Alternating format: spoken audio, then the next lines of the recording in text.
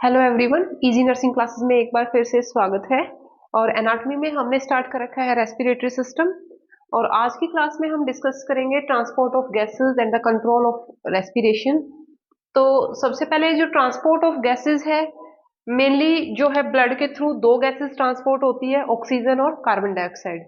जो oxygenated blood होता है उसके अंदर ऑक्सीजन होती है, और जो डीऑक्सीजनेटेड ब्लड होता है उसके अंदर जो CO2 का लेवल है वो ज्यादा होता है।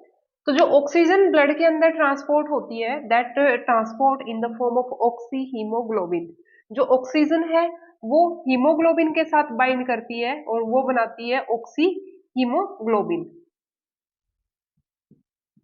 That form the oxy haemoglobin. जो 98.5% ऑक्सीजन है ब्लड के अंदर, that transport in the form of oxy haemoglobin. जो 1.5% रह गई है, that dissolve in the plasma. Plasma में डिजोल्व हो जाती है और उसके साथ ही ट्रांसपोर्ट होती है, लेकिन most of the part of oxygen that transport in the form of oxy haemoglobin. फिर है कार्बन डाइऑक्साइड। जो कार्बन डाइऑक्साइड ट्रांसपोर्ट होती है, that transport in the form of bicarbonate ion, HCO3 negative. Bicarbonate ion की form में transport होती है। और कितनी ट्रांसपोर्ट होती है? 70% जो कार्बन डाइऑक्साइड है, that transport in the form of bicarbonate ion. जो 7% है, that transport bye dissolving in the plasma, plasma में डिजोल्व हो जाती है। और बाकी जो बच गई है, कितना बच गया है बाकी हमारा? 23%। जो 23% कार्बन डाइऑक्साइड है, that combine with the haemoglobin. जो आरबीसी होती है, रेड ब्लड सेल होती है, उनके अंदर हीमोग्लोबिन होता है, उसके साथ कंबाइन करती है CO2, that combine with haemoglobin and that form the carboxy haemoglobin. तो कार्बोक्सी हीमोग्लोबिन बनाती है 23%। तो अगर हम कोई पूछे ऑक्सीजन किस फॉर्म में ट्रांसपोर्ट होती है, तो in the form of oxy haemoglobin and dissolve in the plasma. Carbon dioxide, most of part of the CO2 transport in the form of bicarbonate ion, 7% dissolve in the plasma and the 23% that combined with the hemoglobin at that form the carboxy hemoglobin। ठीक है। जब क्या होता है tissue के अंदर, ये oxy haemoglobin जो है कब ब्रेक डाउन होगा?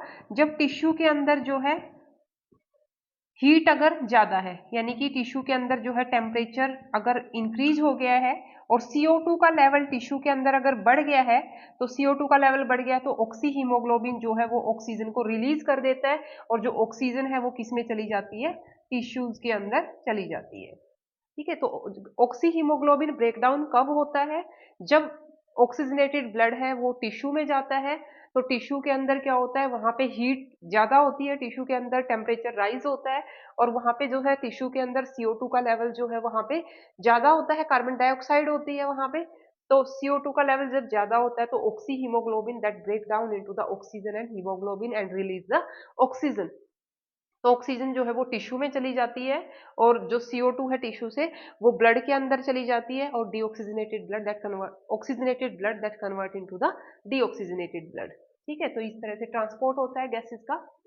उसके बाद है कंट्रोल ऑफ रेस्पिरेशन। जो रेस्पिरेशन है वो किस तरह से कंट्रोल होती है? तो जो रेस्पिरेशन है, रेस्पिरेटरी जो सेंटर होता है ब्रेन के अंदर, वो कहाँ पे होता है? मेडुला ऑब्लोंगेटा और पोन्स के अंदर होता है। हमारे ब्रेन के अंदर पार्ट्स होते हैं मेडुला एंड पोन्स, वहां पे रेस्पिरेटरी सेंटर प्रेजेंट होता है हमारा, जो रेस्पिरेशन को कंट्रोल करता है। That control the rate and depth of respiration, rate and depth of respiration.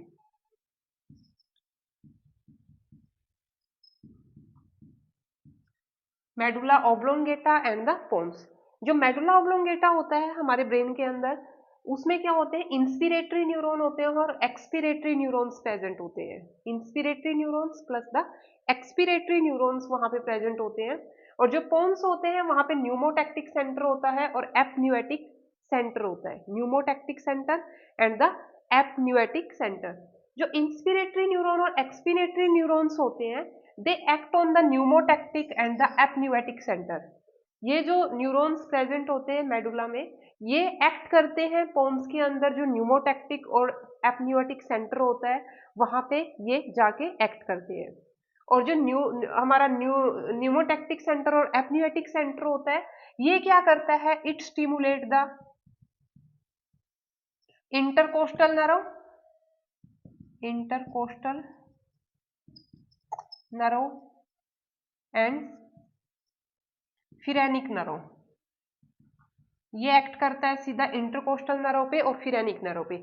जब इंटरकोस्टल नर्व स्टिमुलेट होती है तो जो मसल्स होती है वो कॉन्ट्रैक्ट हो जाती है और जो डायफ्राम का साइज होता है वो इंक्रीज हो जाता, जो थोरेसिक कैविटी का साइज होता है वो बढ़ जाता है और जो एयर होती है वो बाहर से अंदर चली जाती है। ये हम पढ़ चुके हैं पहले इंस्पिरेशन और एक्सपिरेशन में। ठीक है, तो हमने यहाँ पे पढ़ना है कि मेडुला जो होता है उसके अंदर इंस्पिरेटरी न्यूरॉन्स होते हैं प्लस एक्सपिरेटरी न्यूरॉन्स होते हैं। ये स्टिमुलेट करते हैं पोन्स के अंदर न्यूमोटैक्टिक और एप्न्यूएटिक सेंटर को स्टिमुलेट करते हैं। जो न्यूमोटैक्टिक और एप्न्यूएटिक सेंटर होता है it innervate the intercostal muscles and the phrenic muscles in the thoracic cavity. तो ये कॉन्ट्रैक्शन और रिलैक्सेशन होती है और वहां से जो है रेट और डेप्थ जो होती है रेस्पिरेशन की वो कंट्रोल होती है। उसके बाद जो कीमोरिसेप्टर्स होते हैं they also control the respiration. Chemoreceptors क्या होते हैं? दो तरह के कीमोरिसेप्टर्स प्रेजेंट होते हैं। एक होते हैं सेंट्रल कीमोरिसेप्टर, एक होते हैं पेरिफेरल कीमोरिसेप्टर। जो सेंट्रल कीमोरिसेप्टर्स होते हैं they are present in the medulla, respiratory centre के अंदर ही प्रेजेंट होते हैं, मेडुला के अंदर प्रेजेंट होते हैं ये। और जब पेरिफेरल कीमोरिसेप्टर्स प्रेजेंट होते हैं they are present in the arch of aorta, arch of aorta and the carotid bodies and carotid, जो कैरोटिड आर्टरी होती है वहां पे प्रेजेंट होते हैं और जो आर्क ऑफ अयोर्टा है वहां पे प्रेजेंट होते हैं पेरिफेरल कीमोरिसेप्टर। सेंट्रल कीमोरिसेप्टर क्या करते हैं? जब पार्शियल प्रेशर CO2 का ब्लड के अंदर इंक्रीज होता है तो हमारा जो सेंट्रल कीमोरिसेप्टर होते हैं ये स्टिमुलेट कर देते हैं रेस्पिरेटरी सेंटर। जो सेंट्रल कीमोरिसेप्टर होते हैं वो ब्रेन के अंदर ही होते हैं। तो जब पार्शियल प्रेशर इंक्रीज हो गया है, कार्बन डाइऑक्साइड का पार्शियल प्रेशर बढ़ गया है ब्लड के अंदर, तो ये क्या करते हैं? ये स्टिमुलेट कर देते हैं रेस्पिरेटरी सेंटर को मेडुला के अंदर। रेस्पिरेटरी सेंटर जब स्टिमुलेट होता है तो रेट और डेप्थ जो होती है रेस्पिरेशन की वो इंक्रीज हो जाती है। जो वेंटिलेशन होता है लंग्स के अंदर वो इंक्रीज हो जाता है और गैसेस का एक्सचेंज जो है वो बढ़ जाता है। वेंटिलेशन ज्यादा होगा तो गैसेस का एक्सचेंज जो है वो ज्यादा होगा, जिससे क्या होता है हम ज्यादा ऑक्सीजन लेते हैं और CO2 को बाहर निकालते हैं। तो वेंटिलेशन बढ़ेगा, rate and depth of respiration बढ़ेगी, तो जो CO2 का लेवल बढ़ा हुआ था वो डिक्रीज हो जाता है और ऑक्सीजन का लेवल जो है वो ब्लड के अंदर इंक्रीज हो जाता है। तो इस तरह से सेंट्रल कीमोरिसेप्टर्स हैं जो वो स्टिमुलेट होते हैं by changing the concentration of carbon dioxide in the blood.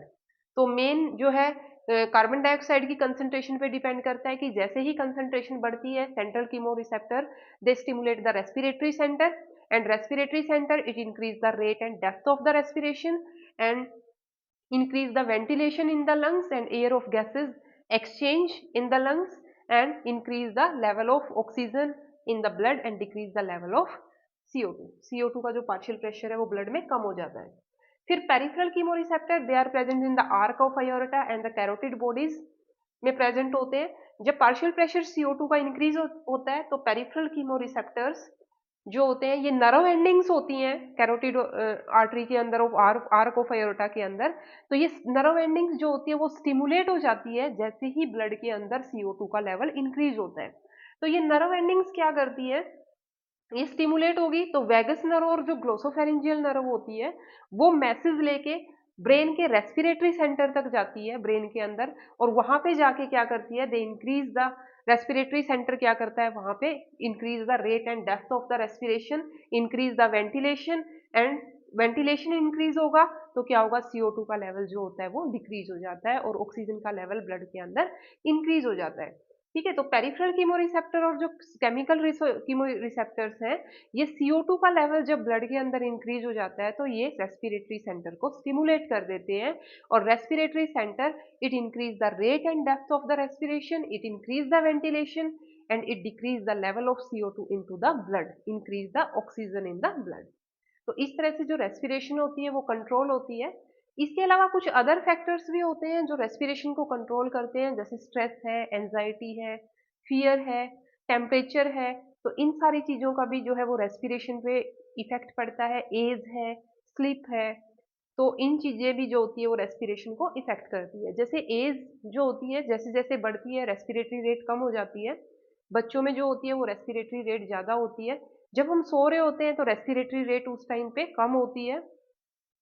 इसके अलावा जब टेम्परेचर बढ़ता है तो रेस्पिरेटरी रेट जो होती है वो इंक्रीज हो जाती है। तो कुछ चीजें होती हैं जो रेस्पिरेटरी रेट को इफेक्ट करती है, like the stress at the time of fear जो होती है, रेस्पिरेटरी रेट जो होती है वो बढ़ जाती है। ठीक है, तो कुछ फैक्टर्स होते हैं जो कंट्रोल करते हैं रेस्पिरेटरी रेट को, तो कुछ इमोशनल फैक्टर्स होते हैं जो कंट्रोल करते हैं। ठीक है, तो ये था हमारा transport of gases and the control of respiration के बारे में। तो रेस्पिरेटरी सिस्टम की जो एनाटमी है वो हमने, एनाटमी और फिजियोलॉजी थी जो, वो हमने कंप्लीट कर ली है। उसके बाद नेक्स्ट हम स्टार्ट करेंगे मेडिकल सर्जिकल नर्सिंग, जो है रेस्पिरेटरी सिस्टम की जितनी भी डिजीजेज हैं वो सारी की सारी हम डिस्कस करेंगे नेक्स्ट क्लासेस में। तो चैनल को ज़्यादा से ज़्यादा लाइक कीजिए, सब्सक्राइब कीजिए। Thank you so much.